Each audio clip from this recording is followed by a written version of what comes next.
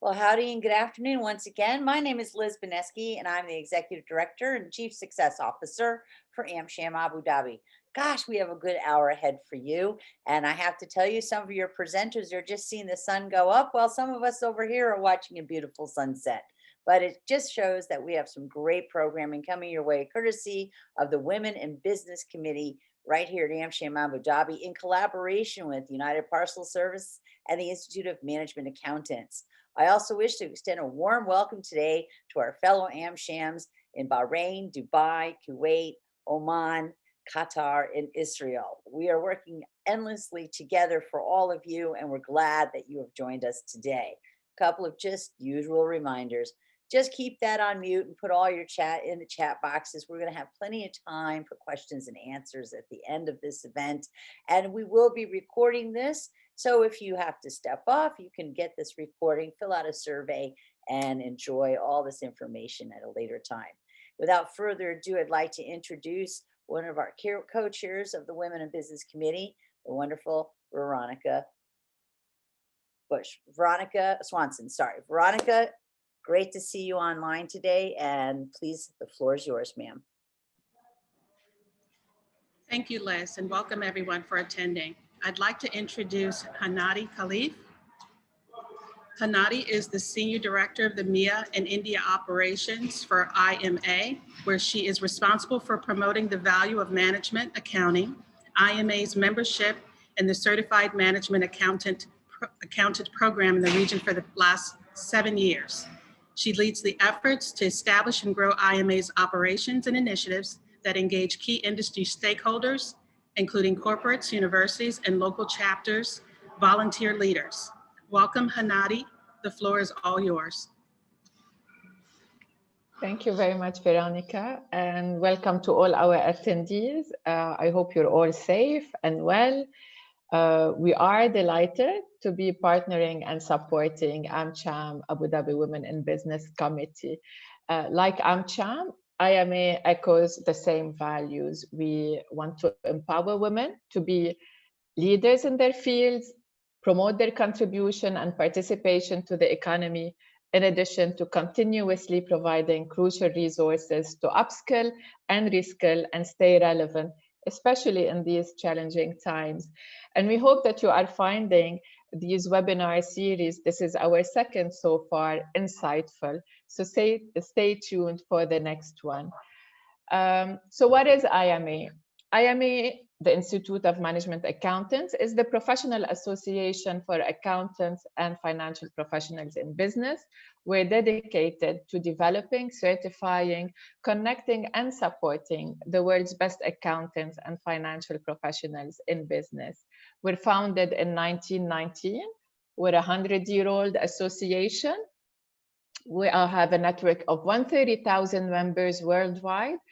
In the Middle East, we have 12,000 members, where the UAE has our biggest membership base. We have 300 chapters worldwide, and we are the only organization that offer the globally respected CMA, Certified Management Accountant certification, and the CSCA certification, the Certified in Strategy and Competitive Analysis. Next slide, please. So how does IMA support the profession? IMA offers its members a plethora of educational resources. And here is really just a snapshot of the many benefits on offer. IMA's Education Center offers professional education to sharpen minds and skills. With IMA webinars, over 500 courses that are eligible for NASBA CPE credits. The topics range from business leadership and ethics, external reporting and disclosure management, technology enablement, really just to name a few.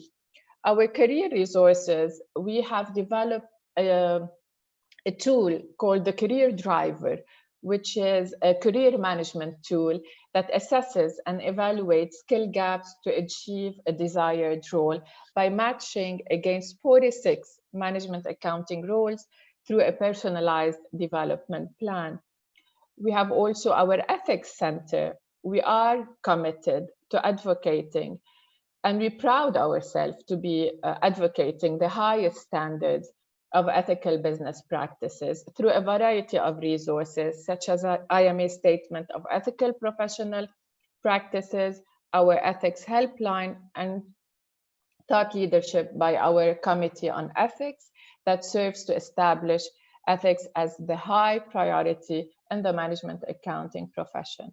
Our IMA Leadership Academy, of which this webinar is actually part of, supports the development and enhancement of our members' leadership education and skills to aid in career advancement through various offerings.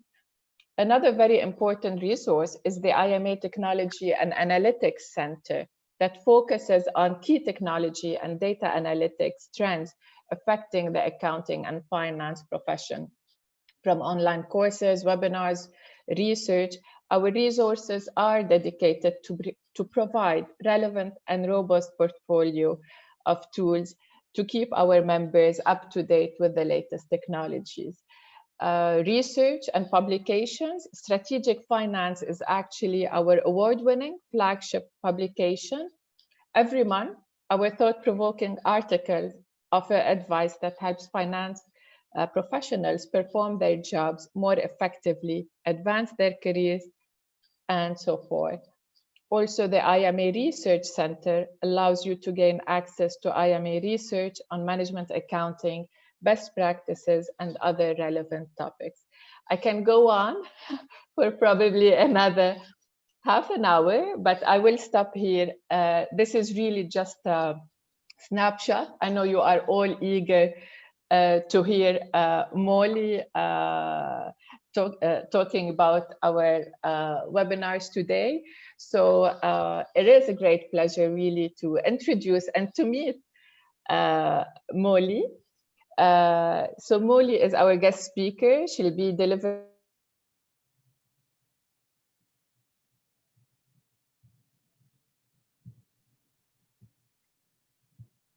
Oh dear, Hanadi's there.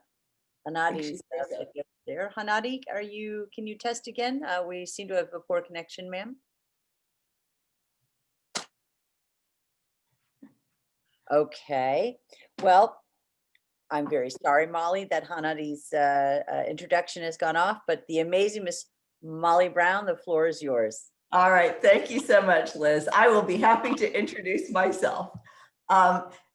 Good afternoon, everyone. Although, as I told Liz, I'm sitting in my dining room right now watching the sunrise in Virginia. But good afternoon, and thank you for sharing an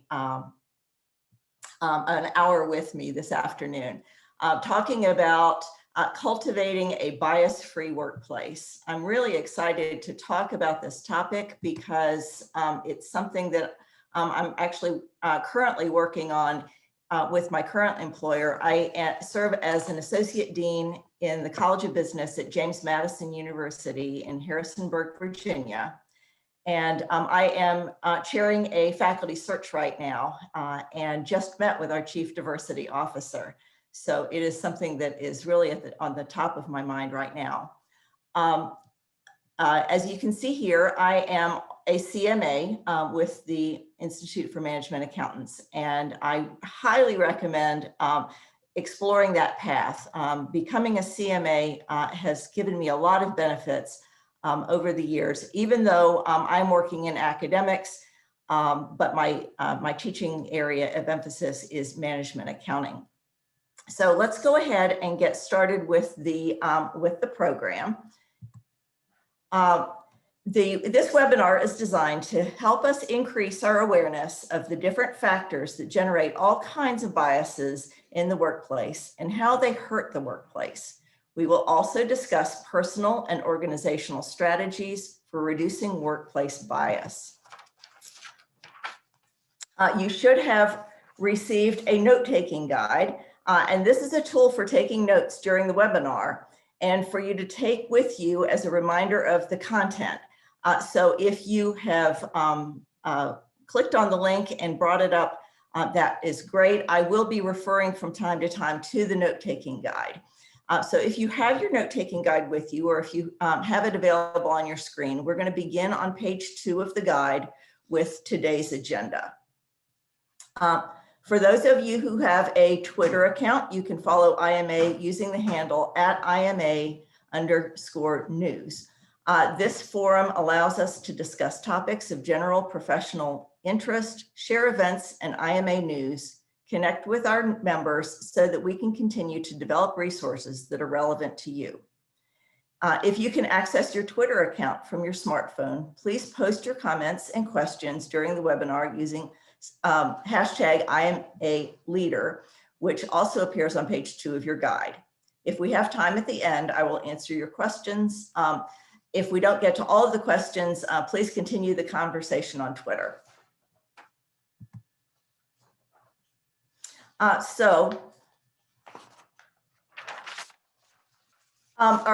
objectives today are to define bias and identify cognitive factors that impact biases, describe unconscious bias, explain the value of diversity and inclusion, recognize bias and its effect in the workplace, and discuss strategies for overcoming biases. Now, I'd like to start things off with a little bit of reflection so that you kind of get it into your head, kind of where you stand in terms of workplace bias. So if you have your note-taking guide at the bottom of page 3, I'd like for you to list some different types of bias that might be active in your workplace, and then identify what you hope to get out of this webinar. If you don't have the note-taking guide with you, just take a moment and think about what are some things that are going on in your workplace that maybe you would like to address in terms of workplace bias.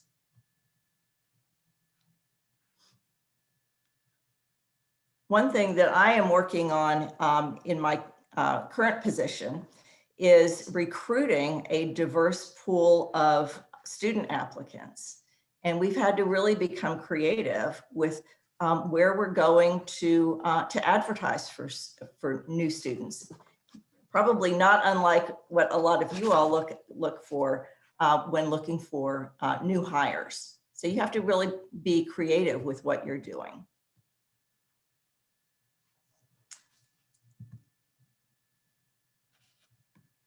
Oops. So let's begin with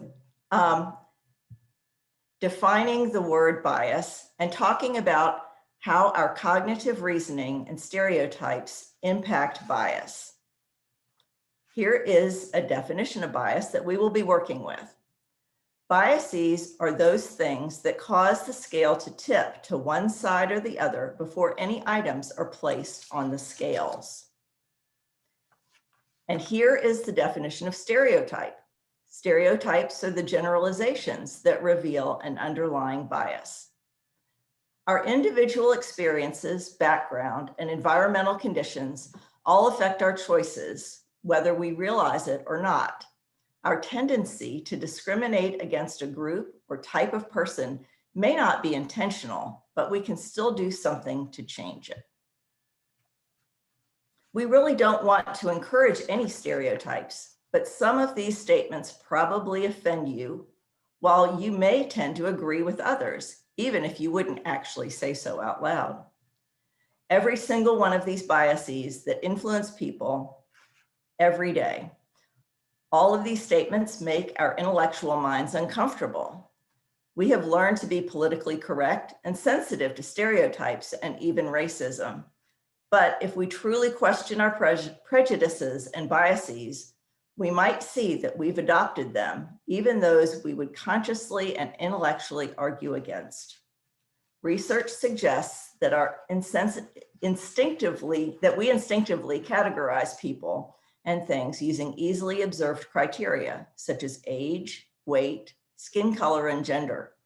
But we also classify people according to educational level, disability, accent, and social status, and job title, automatically assigning automatically assigning presumed traits to anyone we subconsciously put into these groups. Take a look at these and see if there's something that maybe strikes a chord with you.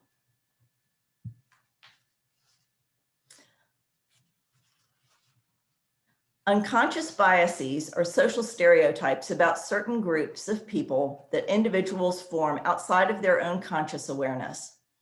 Everyone holds unconscious beliefs about varying social and identity groups, and these biases stem from one's tendency to organize social worlds by categorizing. Our brains are hardwired to make unconscious decisions because the number of choices we face every day would be overwhelming if we had to consciously evaluate every single one. That means there is a direct link between our unconscious thinking and our actions and behavior. And when it comes to making choices at work, it's important to know that they are not based on bias.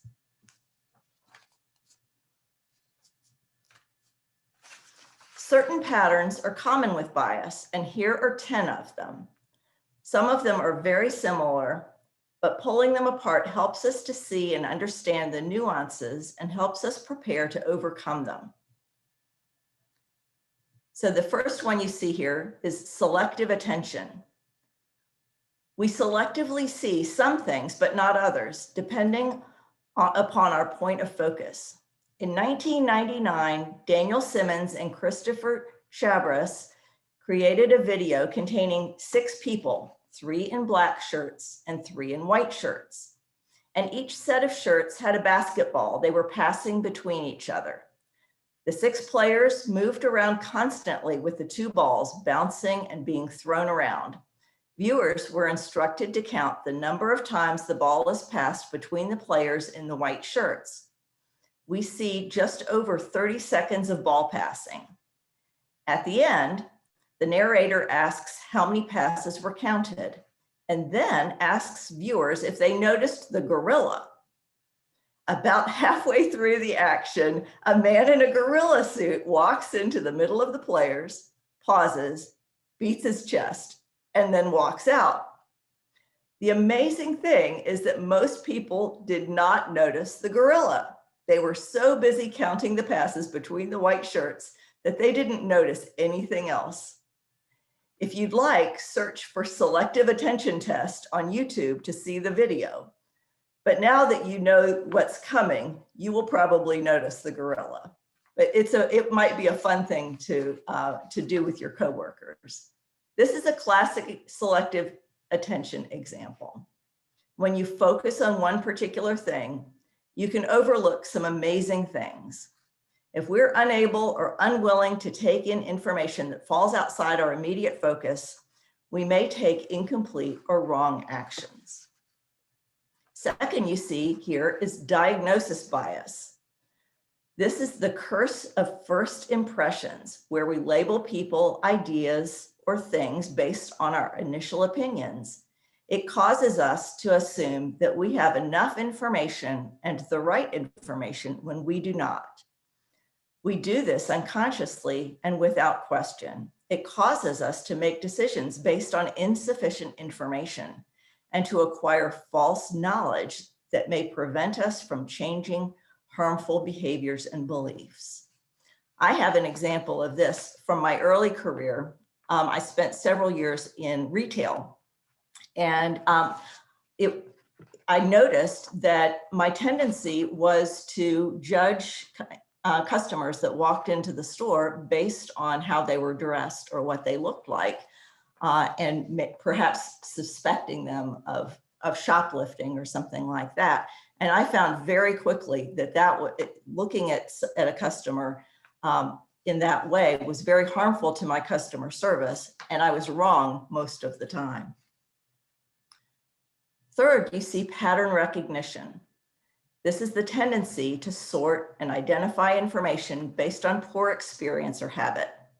We think X meant Y before, so X must mean Y now. This is stereotyping at its most basic, since we are generalizing from a specific pattern. It leads us to make judgments about all members of a gender, race, ethnicity, religion, or other category based on specific examples. For example, saying that all men like sports would be a pattern recognition bias based on being around men who like sports. Just because you might run into a lot of men who like sports does not mean that all men like sports. This bias does not take into account that the initial pattern may have been an anomaly, nor does it account for disruptive or incremental change that leads to the pattern no longer holding true. Number 4, attribution. This is the tendency to attribute certain qualities to a person or thing based on initial perceived value. For instance, virtuoso Joshua Bell once posed as a street musician outside the entrance to a metro stop in Washington, D.C. He played for 45 minutes and almost nobody stopped to listen. In a concert hall, people pay more than $100 to listen to Bell perform, but as a street musician, people did not assign value to him. We have similar experiences all the time because we only pay superficial attention to most of what goes on around us. It causes us not to engage in situations where engagement would be valuable. Or we may recognize value in a situation or person that is full of value. Confirmation bias is the next one. This is the tendency of people to gather information and respond to circumstances in a way that confirms to their already established beliefs or ideas. We see a lot of that in the US in politics right now. In the US, we might hear someone say, of course, that's how Democrats or Republicans are going to act.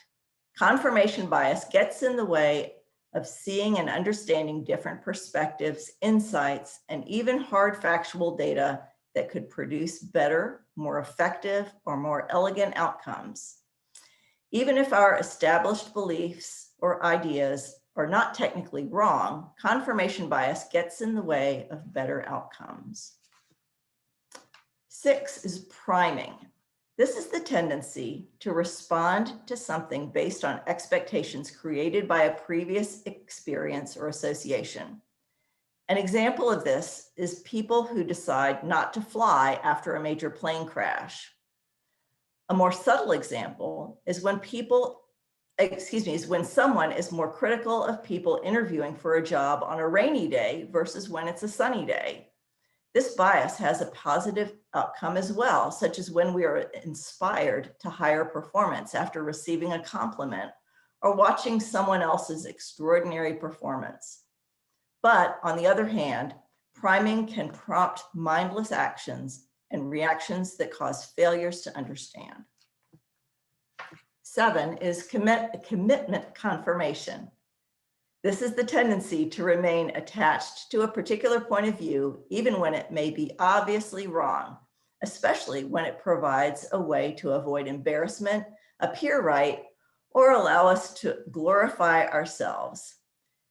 It's probably best not to get sidetracked talking about all the examples of this in this bias in politics right now, but in the workplace, you have probably known a person who has an exaggerated idea of their own abilities.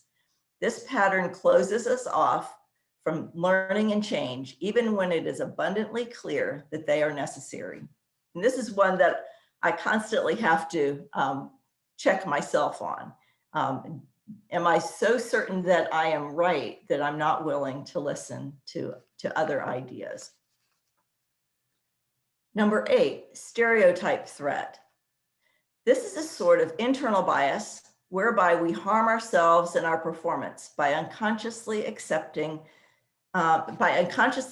stereotypes aimed against groups of which we are a part. A classic example of this is the traditional girls aren't as good at math as boys bias that is found in many cultures. It can impact how girls see their own abilities and cause a particular girl to actually perform worse at math than she is actually capable of simply because she has unconsciously absorbed this bias. I have an example with my own daughter who studied mechanical engineering in college, and she was the only female in her machining class. So they were actually making things with these, metal things with these big machines. And there were 3 graduate assistants in her class helping in the machining lab, but they all tended to stand around her because they assumed that she did not know how to work any of the machines. Well, actually, that was correct. She had never used those machines before. But what she found was neither had about 80% of the male students in the class. And they would come up to her afterwards and say, so how are you getting all of the attention? We don't know how to work these machines either. But the graduate assistants were just assuming that the male students had already learned how to use machines in their regular life. The next is anchoring bias. This is the common tendency to rely too heavily or anchor on one trait or piece of information when making decisions. An example is an experiment run in 1974 by famous behavioral economists Daniel Kahneman and Amos Tversky. They asked a group of people to guess what percentage of countries from Africa were part of the United Nations. But before the participants responded, the researchers spun a roulette-style wheel. The wheel was engineered to stop at either 10 or 65. They then and they didn't say anything about why they were spinning the wheel. They then asked the participants to say whether they believed the percentage was higher or lower than the number on the wheel, and then to give the actual percentage. On average, people who landed on 10 guessed that 25% of Africa was part of the United Nations, while those who landed on 65 said that they thought the figure was about 45%. That's a 20% difference simply based on hearing a random number first. We are all bombarded with random and not so random anchors all the time. Staying mindful of them can have a huge impact on how we act. The anchoring bias may distract us from the most relevant or accurate information in a particular situation, leading to poor decision-making. I think about how Google works, and when you go to search on something, and the companies or websites that pay the most money tend to have the highest level in the Google search. And so it's seeing that, just even seeing that information come up in a Google search may sway your opinion about something. And the only reason that that came up as the top response is that the company paid to be there. And then lastly, we have groupthink. And I think this is a very common one in business. This is when we become too conscious of the opinions of others to begin to emulate each other and conform rather than think differently. An example is the meeting where everyone agrees with whatever the boss has to say, or where subordinates fail to bring issues to management's attention for fear of getting into trouble. While groupthink is not always negative, it tends to squash autonomy, a key ingredient of motivation, and interfere significantly with people's willingness to creatively take risks and innovate. If you feel overwhelmed and even hopeless after looking at so many different bias patterns, you are not alone. Just recognize that while we are unlikely to completely eliminate bias, progress is possible, and progress begins with awareness. Possessing bias is part and parcel of being human. And the more we think we are immune to it, the greater the likelihood that our own biases will be invisible or unconscious to us.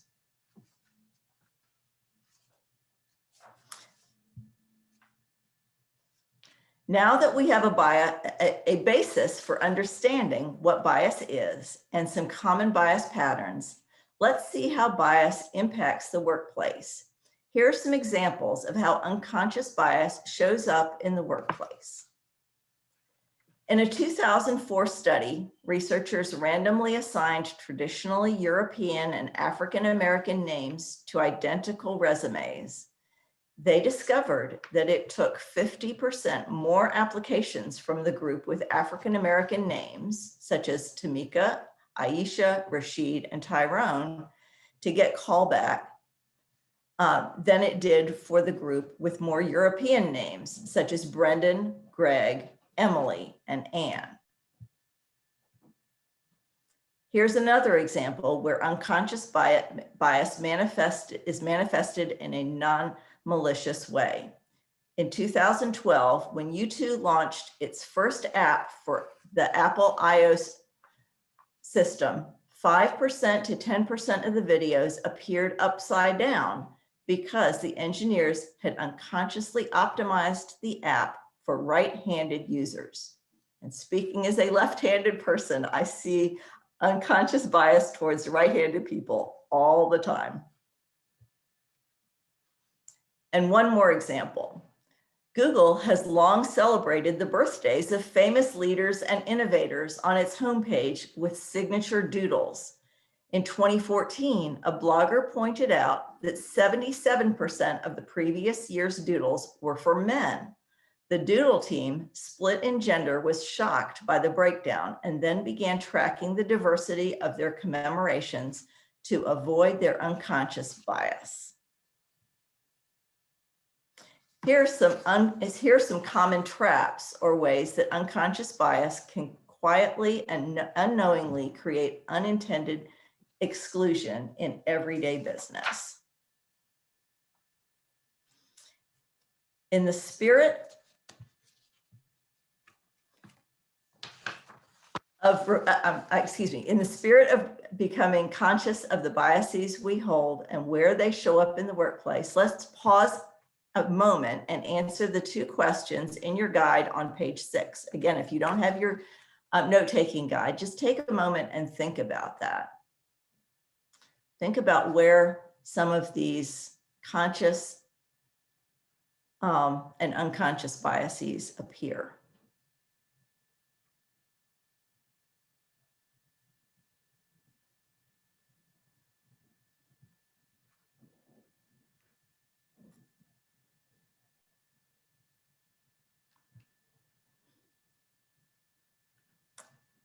Okay, let's move on.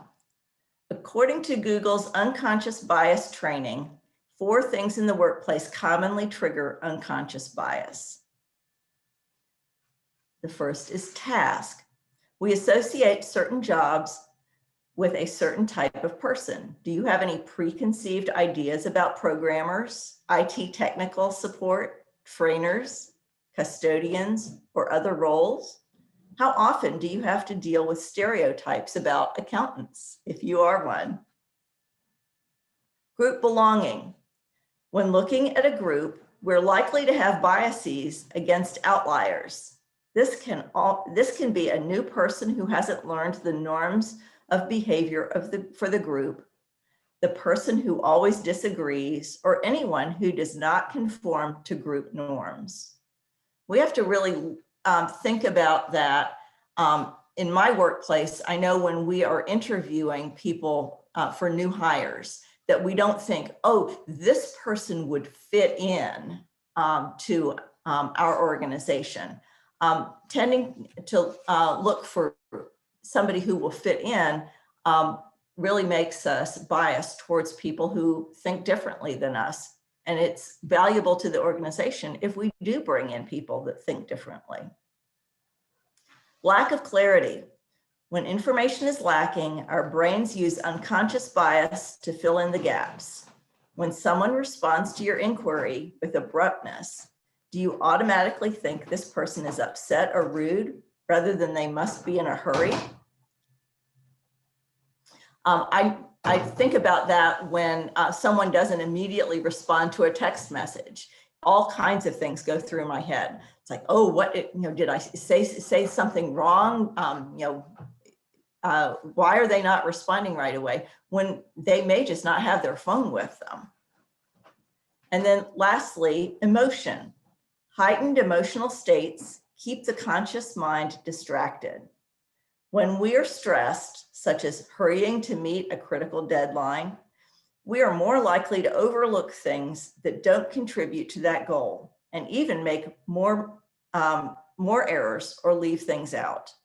Any emotion, a fight with a significant other outside of work, the death of an acquaintance, a traffic accident on the way to work, harsh criticism of a project we have worked hard on, or other incident that creates a lot of emotion can distract the mind and cause us to overlook important information in situations. Let's look specifically at our own profession, and I'm speaking about management accounting, but really anyone in business. In June 2015, Steve Goldberg, CPA, and Bruce Bettinghouse wrote an article on ethics in Strategic Finance magazine. They summarized an earlier article that identified 3 structural aspects of accounting that created opportunity for biases. First, biases thrive where there is ambiguity. Although some accounting decisions aren't ambiguous, many require a good deal of judgment. Examples include classifying an item as an expense rather than capitalizing, deciding when to recognize revenue, or estimating an allowance for doubtful accounts. This is similar to the lack of clarity trigger that Google identified. Second, accountants have pressures to go along with their bosses' or clients' preferences. This is known as attachment and is similar to groupthink. It's well documented that self-interest is unconsciously biases decisions. Is your bonus based on reporting financial information a certain way? Then you may be at risk of attachment bias.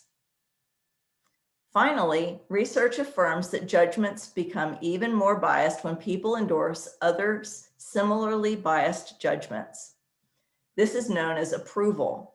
It especially can apply to external auditors, internal auditors, and financial analysts gathering information and expressing agreement or disagreement about proposed financial statements, budgets, or forecasts.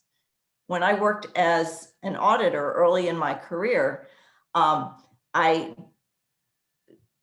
really had to develop my own professional skepticism because I just assumed that the people presenting this financial information knew more than I did, because after all, I was fairly new to the profession, when in reality, in many cases, I knew just as much, if not more than they did. And I could see things from a different perspective.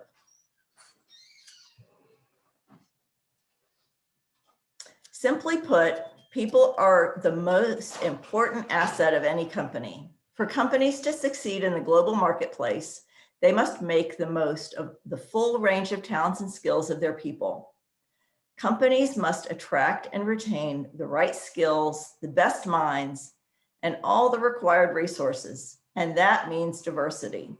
With demographic shifts, advances in technology and communications, and globalization, diversity is quickly becoming a driver of growth around the world.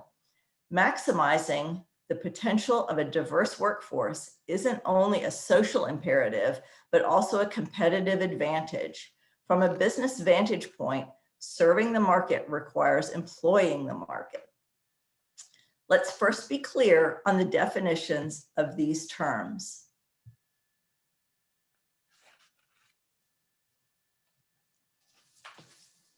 Diversity is the understanding and recognition of individual differences and identities. Inclusion is the act of being included within a group or structure while retaining one's own unique identity. In simple terms, diversity is the mix, and inclusion is getting the mix to work well together. And diversity without inclusion really is not a satisfactory situation. Organizations that embrace a diverse workforce and create systems that support it can reap numerous benefits. Increased adaptability is one. A team of people from different backgrounds can provide a greater variety of perspectives and solutions to problems. Researchers found that groups of diverse problem solvers can outperform groups with high ability. Second is better customer service. Diverse people bring a greater range of skills and abilities, along with empathy for different cultures, which can better meet the needs of customers around the world. Next, we have greater innovation. Organizations with diverse leadership tend to perform better at this. A Forbes study has identified workforce diversity and inclusion as a key driver of internal innovation and business growth. And fourth, easier recruitment and retention. Welcoming candidates regardless of race, gender, age, or background means you can hire from a larger pool of people, meaning you are more likely to hire the best people in the job market. Embracing diversity can also improve existing staff's loyalty to your organization. In January 2018, McKinsey & Company reported a positive correlation between gender and ethnic diversity and financial performance. This positive correlation generally holds true across geographies. Some of the findings from their research include, based on 2017 data and performance, those companies in the top quartile for gender diversity on their executive teams were 21% more likely to experience above average profitability than companies in the fourth quartile. For ethnic and cultural diversity, those in the top quartile had a 33% likelihood of outperforming on an EBIT margin.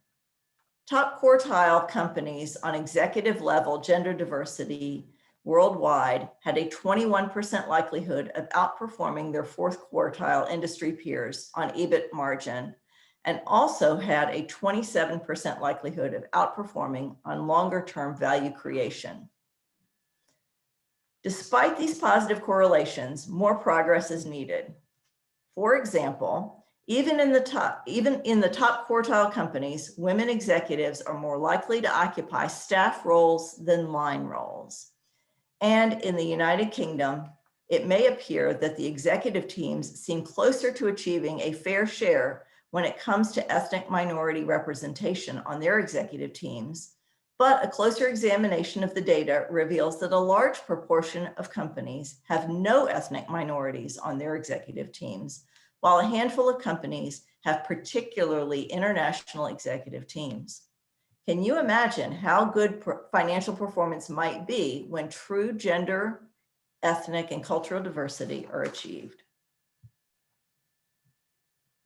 In April 2018, an article appeared in Financial Management magazine that explained how necessary diversity is for the financial accounting profession.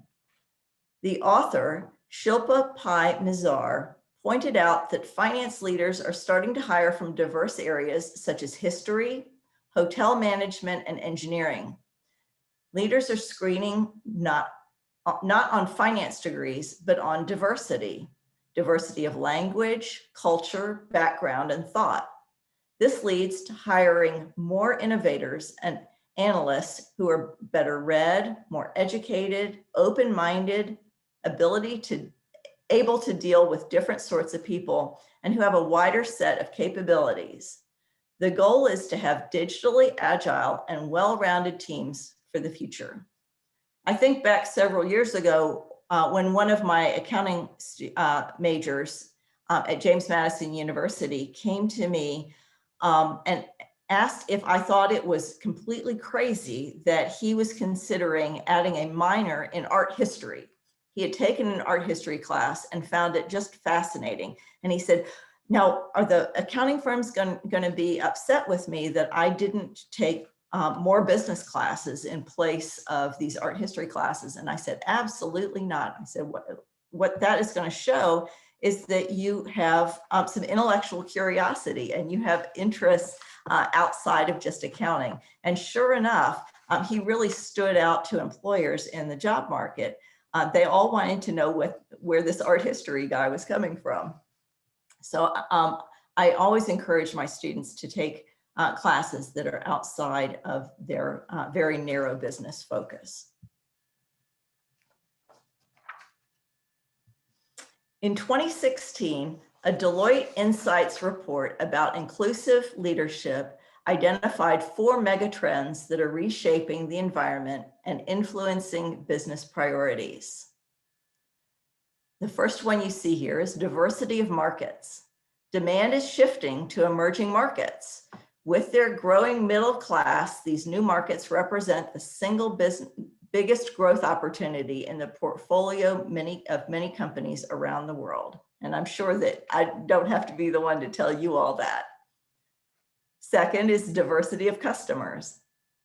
As customer demographics and attitudes are changing, empowered through technology and with greater choice, an increasingly diverse customer base expects better personalization of products and services. Third, diversity of ideas. Since digital technology, hyperconnectivity, and deregulation are disrupting business value chains and the nature of consumption and competition, few would argue against the need for rapid innovation. And fourth, diversity of talent. Shifts in age profiles, education, and migration flows, along with expectations of equality of opportunity and work-life balance, are all impacting employee populations. I am one of the youngest members of the baby boom generation, and I see that with my own students and children who are millennials and Gen Z, is that it's really important to have that, that perspective from other generations. While all the core aspects of leadership remain the same, inclusiveness is a new capability that is vital to the way leadership is executed. Elements of inclusive leadership are echoed in transformational, servant, and authentic leadership. Deloitte's report amplifies and builds on these known leadership attributes to define a new capability that is uniquely adapted to a diverse environment. Understanding and being adept at inclusive leadership will help leaders thrive in their increasingly diverse environment.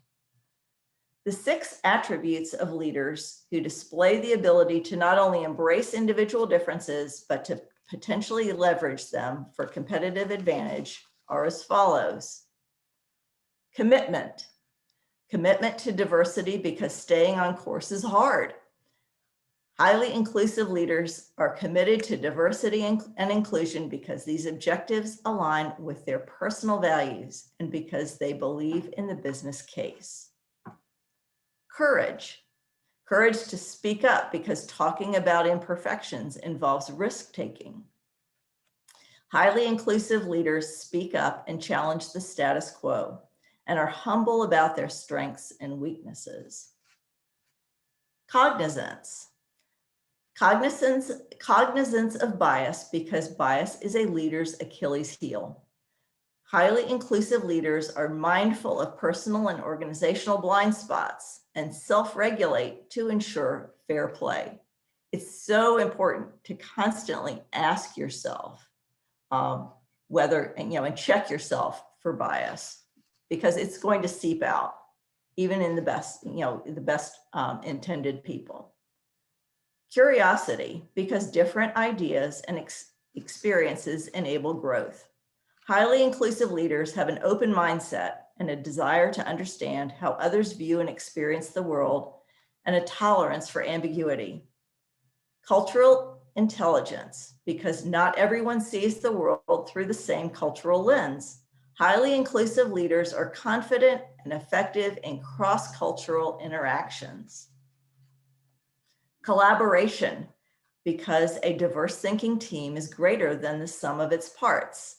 Highly inclusive leaders empower individuals as well as create and leverage the thinking of diverse groups. On pages 10 through 12 of the note-taking guide is a self-assessment for the traits of an inclusive leader. You should find time after the webinar to take the assessment to identify any traits you would like to work to improve. I highly recommend it. In this last section, we will be looking at strategies for individuals and organizations to work toward minimizing biases.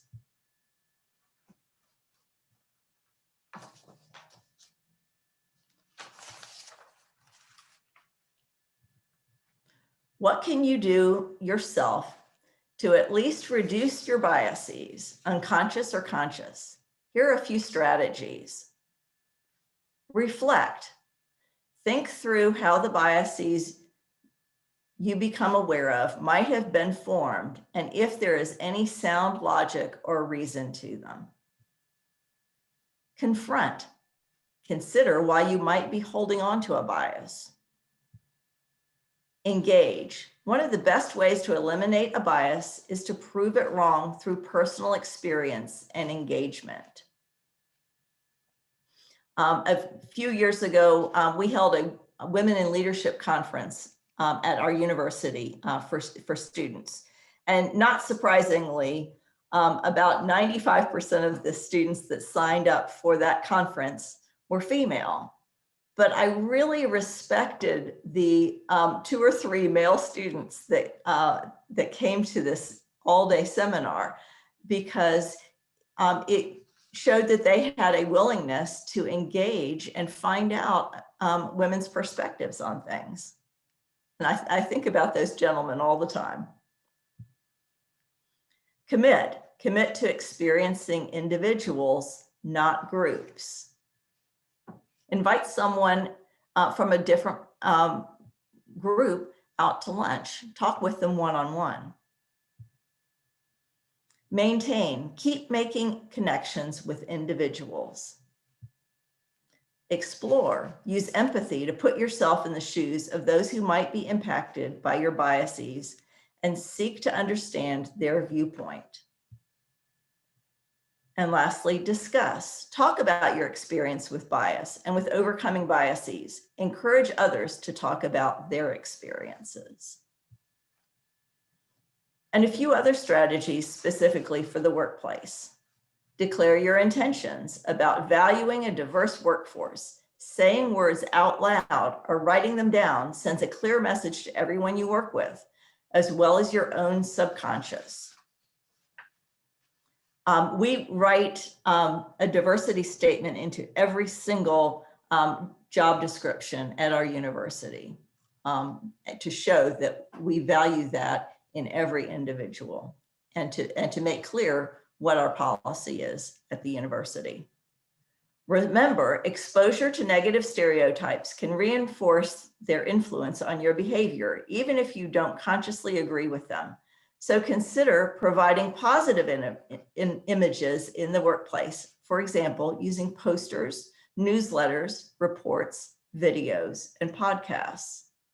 I know whenever I put together a group of students to make a presentation to prospective students, I look for diversity primarily because I want prospective students to our university to see someone who may look like them or seem like them up on the stage in that group of students performing.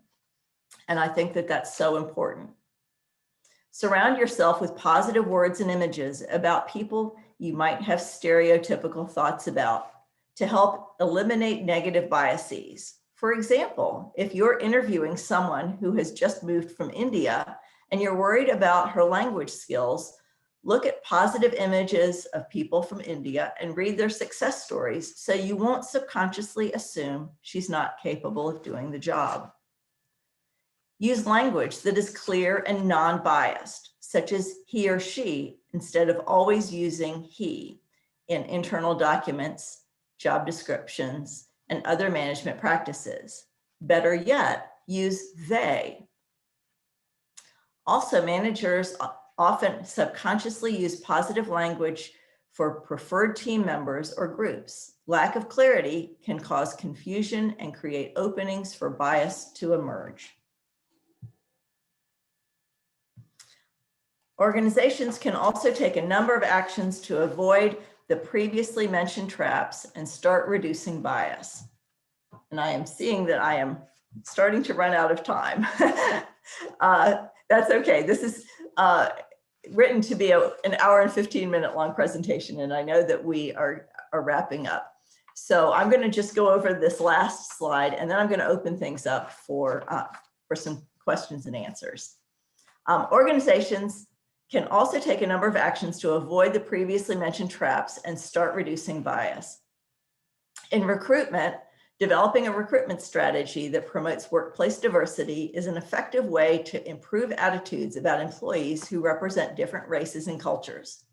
Programs such as increasing the number of job boards on which recruiters post position vacancies and recruiting a more diverse pool of qualified applicants are common methods to reduce workplace bias.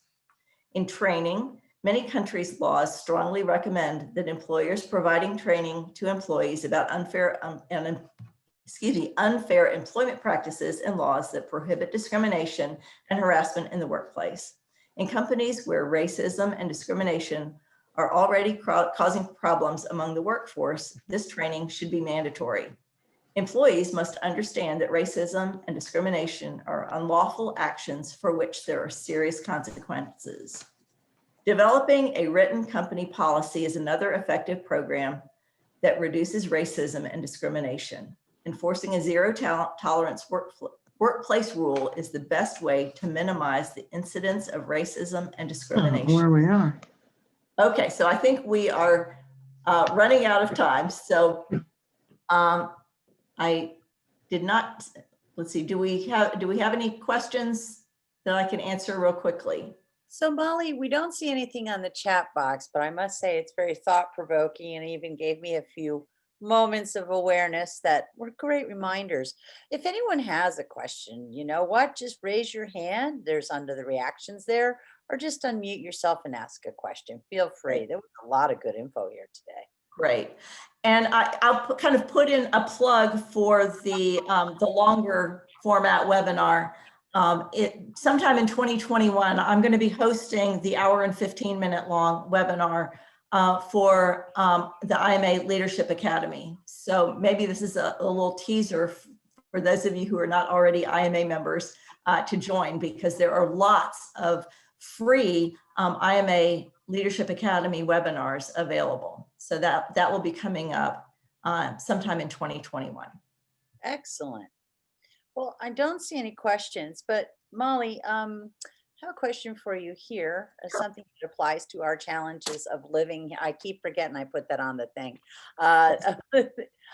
You know, we deal in the Abu Dhabi and Dubai world with about 200 different nationalities. So cultivating a bias-free workplace is super important, but absolutely. some extra tips that you can give kind of sometimes to work from the bottom up, sometimes through no fault of anyone's, because there's so many different cultural differences and we're all the same, but different.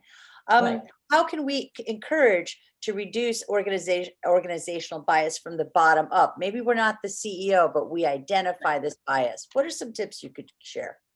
I think my own experience is that working with someone on a one-to-one basis and asking questions. Don't be afraid to ask about their traditions or you know, their cultural perspective, and learning from other people, because so much bias exists just because of ignorance.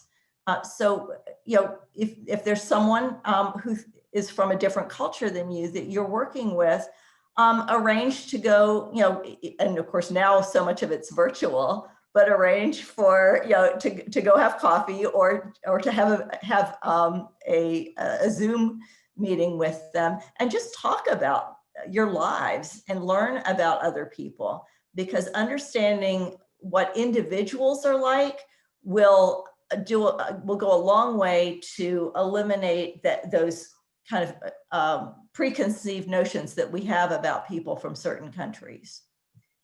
Sure, and it also can be tough sometimes. I know for my own self, sometimes language can be a barrier because what you intend and what you try to say or what you receive may not be what, so I agree, ask questions and embrace it. So I want to Absolutely. ask our members of the Women in Business Committee, Christina, Veronica, and Renad, if you have any questions or comments about our presentation with Ms. Brown today.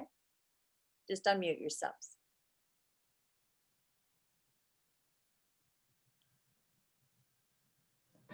Well, Thank you, Liz. This was very informative, and I hope that our members thought so too. Thank you so much, Molly, for joining us, and Hanadi for setting it up. well, thank you for inviting me, and enjoy your evening. I'm getting ready to, we're celebrating Thanksgiving in the United States. So I'm going off to the grocery store, so wish me well. Well, we have one question before you get to go turkey shopping. We had a question from, let me pull it up there. We have a question from Linda Oling. She said, what place do you think formal tracking of targets have? For example, the percentage of women in management positions, or like the 30% thing on boards? I think it plays a very important part because without those targets and those goals, it's so easy to just ignore them. I think it kind of checks us. Now, I don't think that it means that you necessarily, for a specific role, want to eliminate someone from consideration because he happens to be male. But I know that we have goals in terms of diversity of our faculty, that we want our faculty to be as diverse as our students and as the population of our state. And so it does make you think about that before you hire someone, and at least think about ways that you might reach out to more female candidates. It starts with creating a more diverse pool. And sometimes it means thinking more differently, going out to maybe job boards that women will go to more frequently than men. So yeah, I think it's a very important thing to have those kinds of goals to help hold people accountable. Fantastic. I think that like this is a first step, the quota, but it's the inclusion that is Yes. really the tricky part, and the part that really requires most effort from companies is to make sure the working environment is inclusive as well. So because sometimes the quota can be misleading in their efforts of the diversity and inclusion.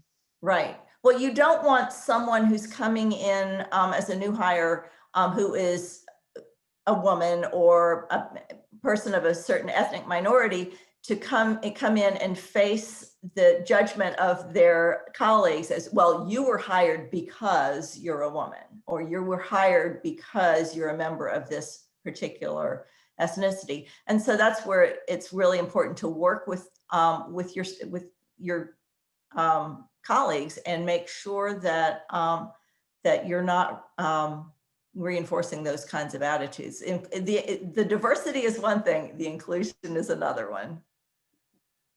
Absolutely.